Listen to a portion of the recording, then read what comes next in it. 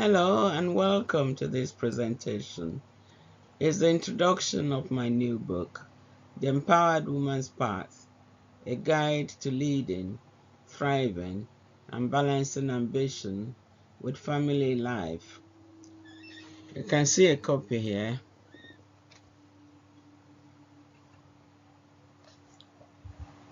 I'm glad you're joining me in this video. You can find the book on Amazon.com or Amazon.co.uk. If you prefer to have it signed by me, then email me. I'll give you my email address later on. So you can pay by PayPal and I'll send you a signed copy. Wouldn't that be great? This book is about leading and how to lead so that you're happy as a leader. So are you already a leader in some way? Or are you thinking of becoming a leader? If yes, perhaps you are now either wondering how best to make an impact as a leader or how to get started. Wherever you are, whatever stage you're at, this book will help you. The Empowered Woman's Path, a guide to leading and balancing ambition with family life, will help you get started the right way, or if you've already started, help you to rethink your style so that you do not burn out, so you can have a nice work-life balance where you're happy at home and also happy at work. Here are some of the topics covered in this book. Part 1, Understanding Self-Empowerment. The call to empowerment: discovering your inner drive and potential, redefining success on your own terms, letting go of society's scripts, breaking barriers and limiting beliefs, releasing fear, guilt, and perfectionism, owning your identity as a woman, leader, partner, and mother, integrating the roles you play. Part 2, Leadership Styles for Every Woman. What kind of leader are you? Exploring the main leadership styles, aligning leadership with personality, leveraging strengths, temperament, and core values, evolving as a leader, and adapting styles to serve your mission and your people. So what kind of a leader are you? There are different kinds of leaders. You will find that you can either be a compassionate leader or somebody who is not quite so compassionate and you're leading forcefully, creating problems for yourself and other people, either because of the way you communicate with your staff members or the way you deal with situations, thinking that everything needs to be on you and from you, and that doesn't really work. My own style of leading, which I share in this book, is compassionate leadership. It means I include myself and other people in whatever we're doing, and it's a shared responsibility all the time with me. I will delegate jobs to other people, several duties to my staff members, and they were happy to be of use. I'm very happy indeed to know that I valued them enough to give them certain responsibilities. And because we worked as a team, with me leading but not shouting or screaming at anyone, everyone did their bit and we succeeded immensely as a school. And within a few years, Emotion College was given the status of a a model school, and I was given the status, if you like, of an outstanding head teacher. Because we all work together, my students were so excited to do the right thing. They were very, very much motivated in everything they were doing. So we were winning in various fields like sports activities, creative activities, drama, and then when it came to academics, my students did so well in their very first year of sitting the general exam in Nigeria at the time. So, yes, we did very well, but it was a collective effort. Everybody put in something good. And my teachers, and I'm so grateful to them for doing so much work and being so happy to work along with me. So I'm somebody who collaborates with others, and I encourage others to do the same. I never do anything alone. I always involved my team because I trusted them to want to do the very best for the school. Now you can do the same.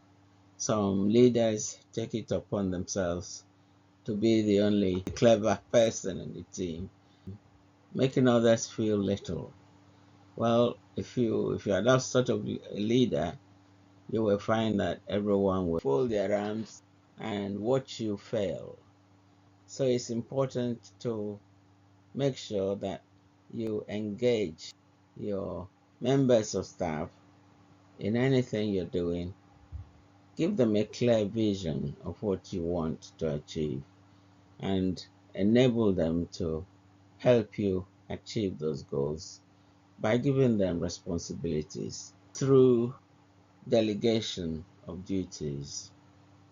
You will find that they will love you for it because you're also training them in that way to become leaders at some point. Part 3, the art of compassionate leadership. I may have mentioned already that I consider myself a compassionate leader. It doesn't make me weak either. It just means that I'm able to empathize with members of my team, but at the same time, I give them duties, responsibilities that they're happy to work on so that we have a collective effort in whatever we're trying to achieve. Power and presence without the pressure. That is what a compassionate leader is. Leading with grace, not grit alone. Asking for help as a leader through delegation. So I mentioned the importance of delegation. Empathy, emotional intelligence, and authentic influence. Why connection builds stronger teams and families, and building confidence while staying grounded. Leading others without losing yourself. This is so important. You can't forget that you exist as a human being. So you need to take care of yourself even when you have others to lead. And that is why the art of good delegation of duties is, if you like, your savior in this. If you're able to delegate appropriate duties to the right people and just watch what they're doing and how they've done it, then you will have some break and you will not burn out. Um, you should also remember that your family needs you. So it's important not to lose yourself while leading others. Part 4 is balancing ambition with family life. The myth of having it all versus creating what truly matters. Realistic harmony, not rigid balance. Mastering the family work rhythm, smart scheduling, boundaries, and flexibility, understanding your partner's needs, communicating, listening, and building emotional partnership, loving fully even when you're tired, intimacy, affection, and the power of softness. But there's a lot in this, and it's explained further in the book. How do you master the family work rhythm?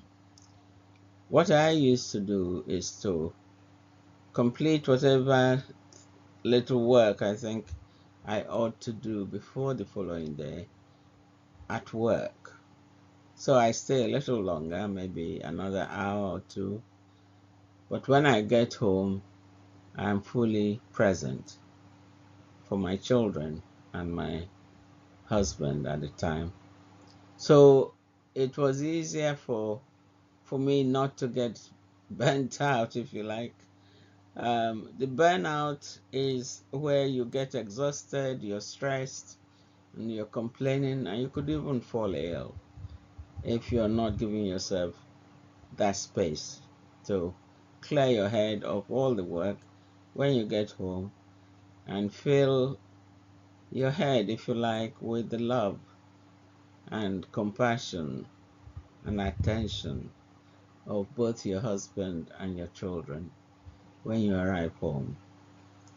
If you burn out doing too much, then your leadership will falter because those who look up to you will begin to see you as rather weak if you're taking leave every now and again because you're ill.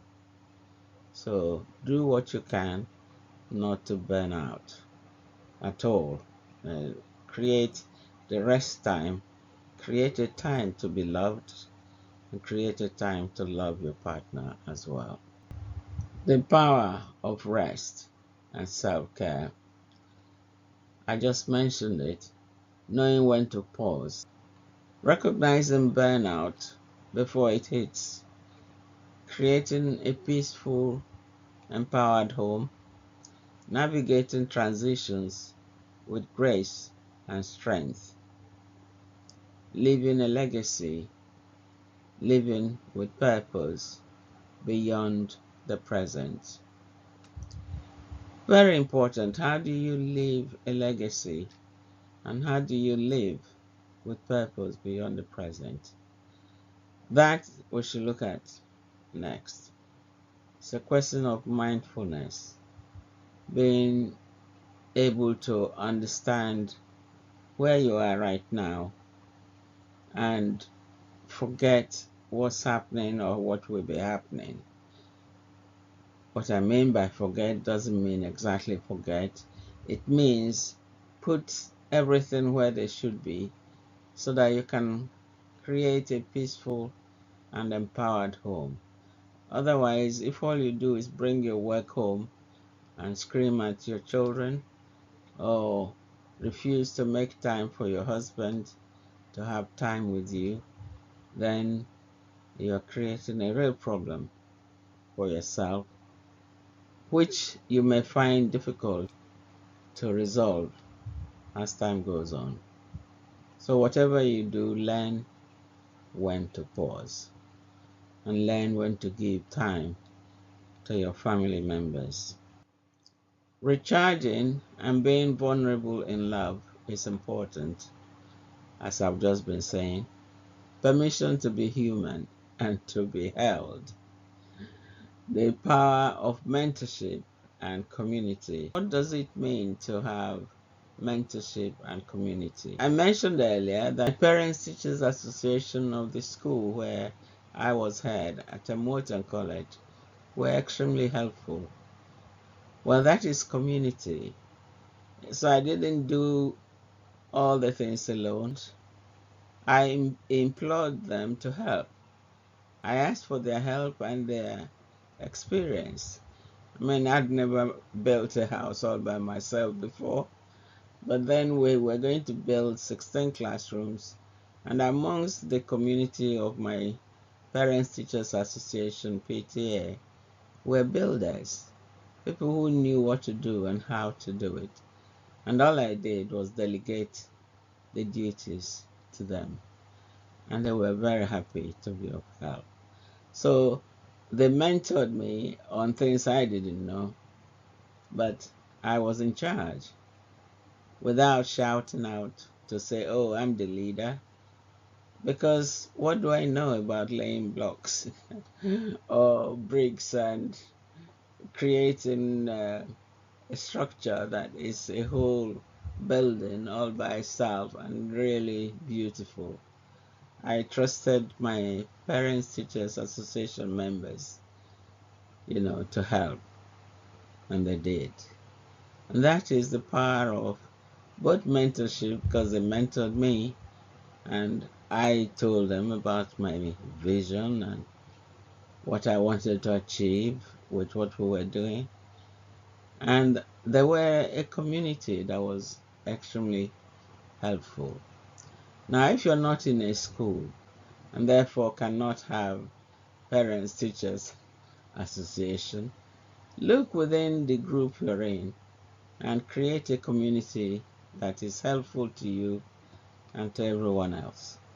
It is very important, because what others know that can be useful to you, you may not know yourself.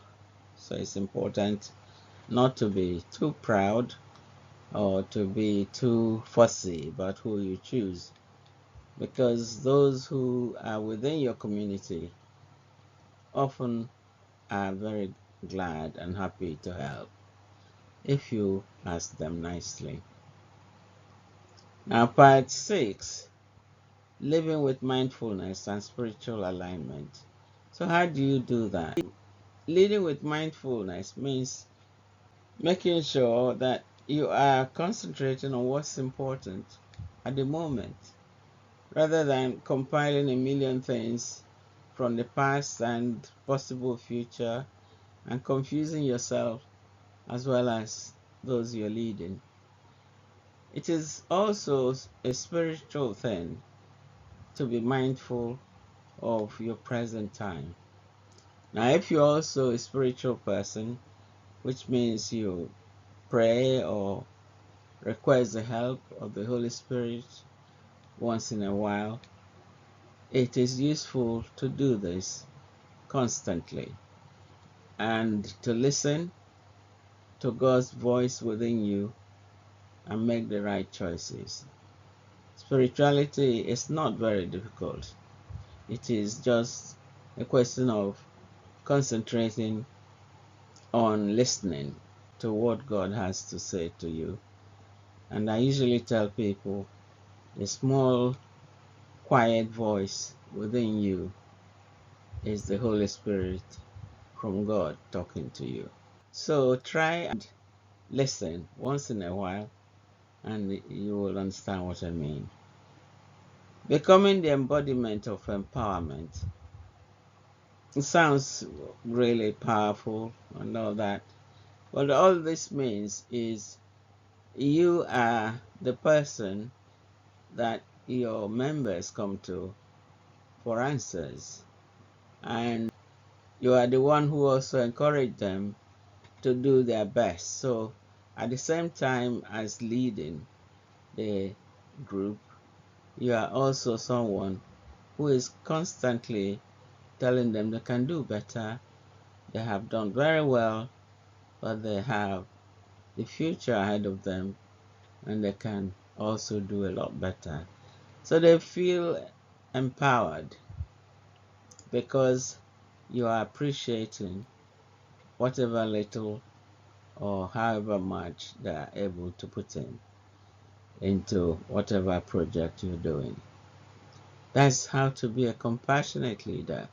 So you're not just thinking of the project alone, you're thinking of the people who are helping with that project and showing them gratitude and telling them how good they are, so they feel good about themselves and you feel good also about yourself.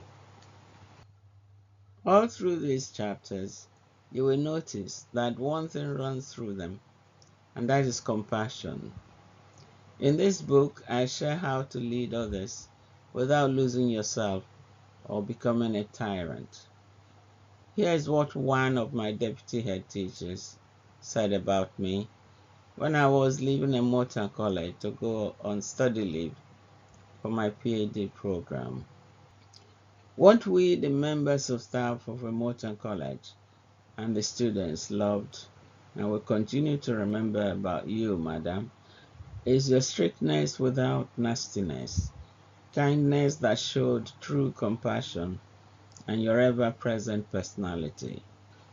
This made it easy for us all, staff and students, to carry on in the most disciplined way, even if for some reason you were not present in the school. For example, when you had to attend meetings away from the school, we all felt like you were around, and therefore we needed to maintain the discipline that you taught us. Above all, we felt that we were valued by you individually because we mattered. Each one of us felt heard. We all love you and are so sad to see you go. But we wish you every success in your PhD program and do hope that you will come back to us as soon as you complete your course. We love you and we miss you greatly. I love them too. It was really difficult to break away and leave at that time. Well, that's it in a nutshell. The important thing is to buy the book now so you can read it yourself and apply the strategies that I share about how to be a really good leader. Being a leader is a privilege and a great opportunity to achieve great goals in collaboration with those in your team or organization. If properly executed, a great female leader can also be a great wife and a most loving mother. The art of combining and executing all the roles effectively is not very easy to master, but it can be done. So here's my invitation to you. If you're a leader or an aspiring leader and you need help navigating the effective leadership path, why not reach out to me? I will be very happy to work with you to create your own leadership style that will suit you and your team or organization. Feel free to book a free discovery call with me on my website www.drgraceanderson.com or email me grace@drgraceanderson.com. I will be very happy to help. Now, you can get this book, a copy of the book, on Amazon.com or Amazon.co.uk. If you prefer to have me sign the book for you, I'll be happy to do that. Just email me and I will send you my PayPal link so you can pay for the book and the postage, and I will send a signed copy to you. How about that? Well, these are some of my books that are published. My first book, Dizzy Angel, is an award-winning novel, sold many millions, and is still selling. It's about a young girl who keeps coming and going.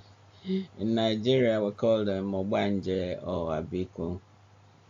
That means that this soul reincarnates over and over again and just troubles his or her parents every time because they'll die and then be reborn.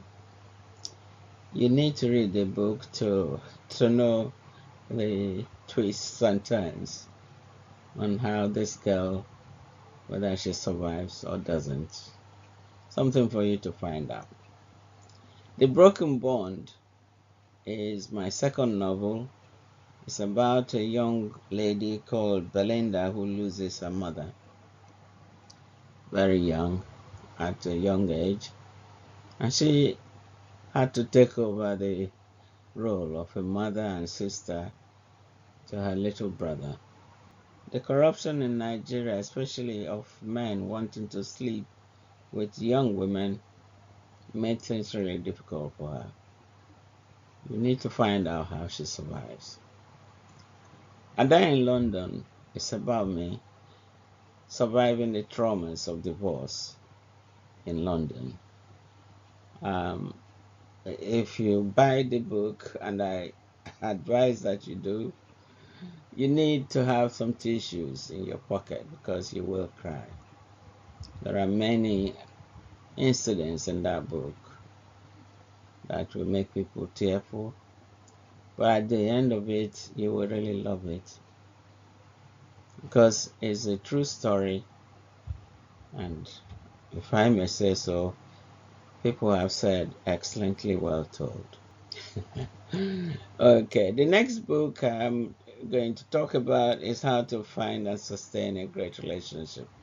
This is simply a dating guide if you're still looking for love, and I give you advice on how to know who is compatible with you, as well as how to avoid scammers so that you don't lose money to wicked people like them. The relationship blueprint is a bigger version of how to find and sustain a great relationship. The blueprint teaches you how to connect with your partner so that you're actually starting from understanding to unbreakable connection. People think relationships are too easily broken these days, but if you study this book and apply the strategies in there, you'll find that it will be easier to stay connected, married, or just in a relationship with somebody you truly love and one who loves you. But it takes some doing. You need to learn who to look for, how to find the right person, and not rush into a relationship that may not be good for you. In there, I also mention narcissists and what they do to those they are connected to, and how to get away from any abusive situation. After the Storm is my other book, which is fairly new now, but it's also on Amazon. And this is about a woman's compassionate guide to healing, confidence, and joy after divorce or heartbreak. Well, I had a divorce, and that if I had this book, I would have recovered faster. It tells you how not to cry too much and how to get over the pain quite fast and create the boundaries you need to enable you to be yourself and then to value who you are so that you can regain your self-confidence as well as the joy that you should have as a human being before you look again at starting another relationship if that is your wish. So get a copy from Amazon. So let me repeat my invitation to you. If you're a leader or an aspiring leader and you need help navigating the effective leadership path, reach out to me. I will be happy to work with you to create your own leadership style that will suit you and your team or organization. Feel free to book a free discovery call with me on my website www.drgraceanderson.com, or email me grace@drgraceanderson.com. I will be very happy to help you. I also hope that you will buy a copy of my book, The Empowered Woman's Path, a guide to leading, thriving, and balancing ambition with family life. Thank you so much for being with me at this time. I do hope to connect with you soon. Bye for now.